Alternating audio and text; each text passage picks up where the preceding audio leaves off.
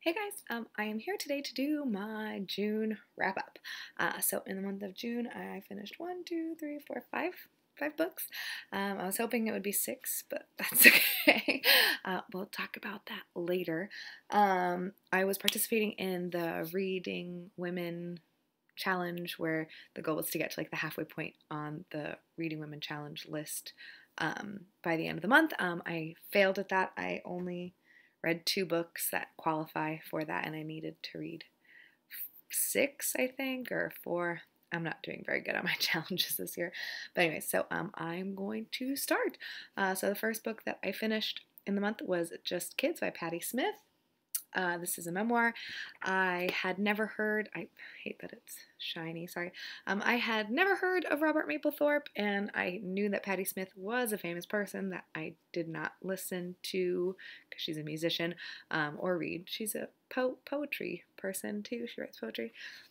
So I was very concerned because this book is extremely hyped. Everyone loves it, and I didn't know who they were, so I was worried that it would like diminish my enjoyment and that I wouldn't really like it. But oh man, this was heartbreaking. This was so good. It's scattered with like pictures of them throughout the book. And that I will say, the only thing I actually don't like about this is the fact that it's got deckled edges.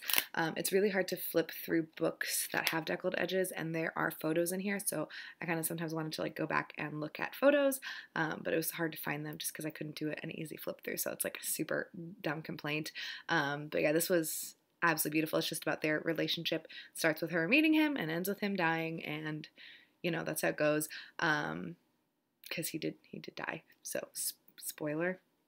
I'm sorry if that's a spoiler for you. I knew that, and I didn't know who he was, but I knew that before just because everyone talked about this book. Yeah, I don't really know what to say other than it's very accessible, very easy. Not knowing who they were did not diminish my enjoyment of this. I actually listened to her first album at a certain point while I was reading it, and I definitely like Googled them and stuff and like looked at his photography and stuff. So yeah, it was really enjoyable. I did cry, so you know there's that. The next thing that I read was The Man Who Mistook His Wife for a Hat and Other Clinical Tales by Oliver Sacks. I had been wanting to read this book for so long. Like, this is just a book that was in the back of my head. Like, I need to read this. I want to read this. You know, this is a great book. It's about, you know, neurology and like the brain and how when the brain malfunctions, things happen, like a man mistaking his wife for a hat. But I found this horribly boring. I'm so disappointed. So I have two degrees. One is in psychology and one is in nursing. So I obviously like the brain and I obviously like bodies. So I thought this would be like just right there, right for me, perfect. But yeah, I just couldn't. It was so boring. It felt kind of like someone wrote a term paper on this. So there's a lot of like, I'm going to discuss this, and I get it. He's like an academic person, so probably like that's just how he's used to writing, so that's why it's written like this. But the stories themselves, I don't know. This one is really interesting, obviously, and there's another one that's a little longer. The disembodied lady is interesting. Basically, the book is set up into multiple sections. Let's backtrack a little bit. I'm not good at talking about books anymore, apparently. The first section is losses. So that's like, I feel like the more basic, common, you know, something malfunctions in your brain, like you lose a function, and so because of that, things are different. And so I did find that section the more interesting. So there's a lot of like, what is it called? Like when you can't like place where your body is, and there's a word for it. It doesn't matter. Whatever. That part was interesting. And then the next section is excesses. So like, you know, and then it just, I don't know, it just was like kind of boring. I was expecting to be like amazed and awed and like, wow, I can't believe that. I think part of the problem too is this was written a long time ago. This was written in the 80s maybe. I'm pretty sure, I think in the 80s. So I already know about a lot of this kind of stuff, so it just wasn't very impressive, and I don't think that's really the book's fault. If I had written it back when it was originally published, I mean, I probably wouldn't have been able to because I couldn't read and I wasn't born. I might have enjoyed it a lot more. Like maybe like if I read this when I was like in high school or middle school, it would have been like, wow, but I don't know. It just felt flat for me, which was really disappointing. The next book was not disappointing, and that was the 5th season by Edgar Jemison. I'm so happy. I finally read this. This was a buddy read with Doris at Aldi Books. And oh boy. So this is one of the books that I read for the challenge to, I think it was to read a fantasy book by a woman of color. Or like genre fiction by a woman of color. I don't remember. But anyways, yeah, this is so good. I don't even know what to say about this. It takes place in a world that's kind of like Earth, but isn't really Earth, or maybe it is, who knows. But there's different names for everything, and there's like, you know, different people from different areas, and then there's people that are, you know, what are they called? Origins, and there's like Stone Eaters, and there's Guardians, and there's all this crazy stuff, and I really don't know how to explain this. This is like very plot driven, super engaging. It's just like, it's so good. It's so good. It's so good. I feel like, I mean, I guess most of this is kind of like world building, I guess, but that's like my favorite part because, again, I'm not a huge plot person. There is a climax because it is a book of that genre.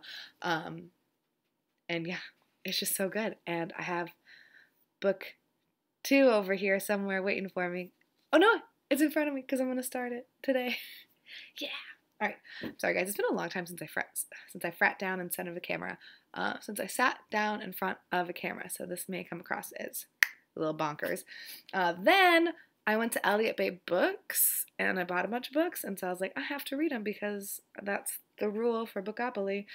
If I buy it, I have to read it. So the first one that I purchased and read is 24 Hours in the Life of a Woman by Stefan Zweig. I'm realizing that I feel like any vlog that I did talking about these books hasn't gone up yet, so sorry. Anyways, this is translated from German by Anthea Bell.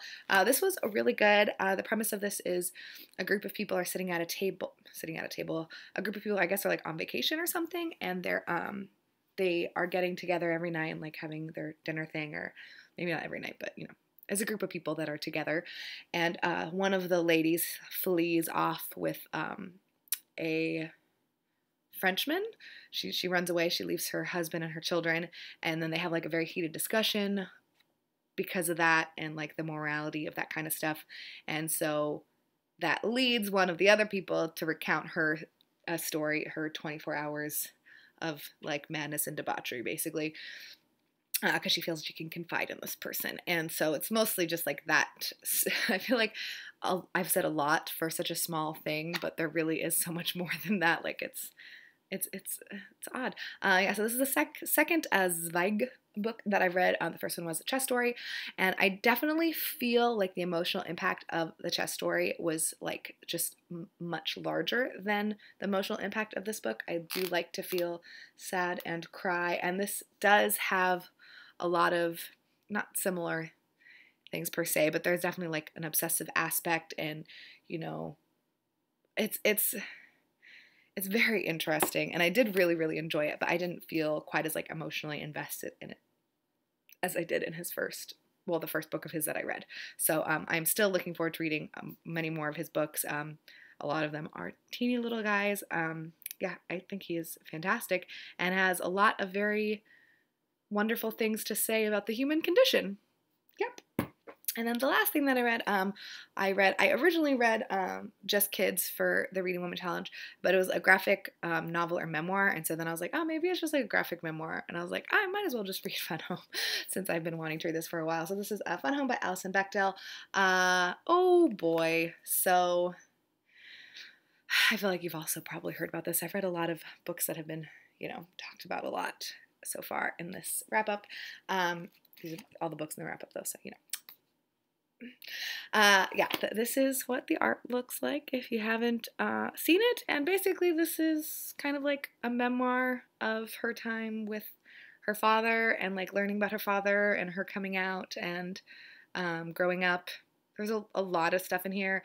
It hit a lot of trigger points for me personally because of my father passing away last year because her father is dead. And like the relationship that she has with her father, it's obviously not like the relationship that I had with my father in every aspect, but some little things I'm like, oh gosh. So I feel like, is this who I'm going to be from now on, a person who's easily triggered by that kind of stuff? I hope not. I hope it's just like a learning and growing process.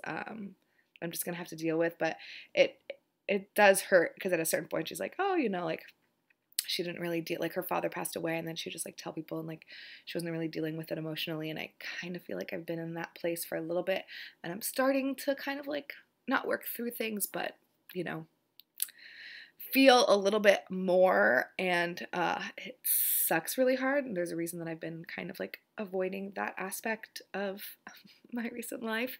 Hello, personal hour with Stephanie. Sorry, y'all. It is very touching, and it's, you know, very insightful, and I just thought it was really great.